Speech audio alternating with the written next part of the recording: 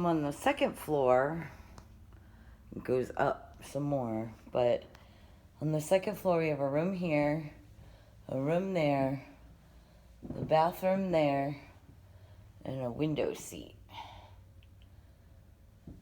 So in the bathroom you get tile, vanity, sink is pretty cool, no seam sink, and a tub shower. There's no light in this room, so it's going to be a little dark. Oh, washer dryer in here. That's weird.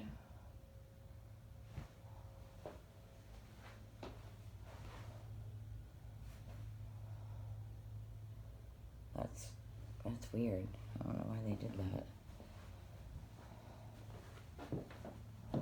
So, this closet.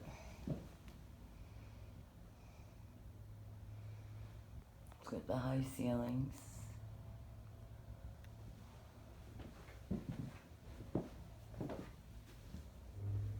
Hall closet. And this room, I'm not sure if you would use it as a bedroom or not. It's got a closet, but you're totally open to the living room. So, not a lot of privacy. It's interesting. Carpet's decent.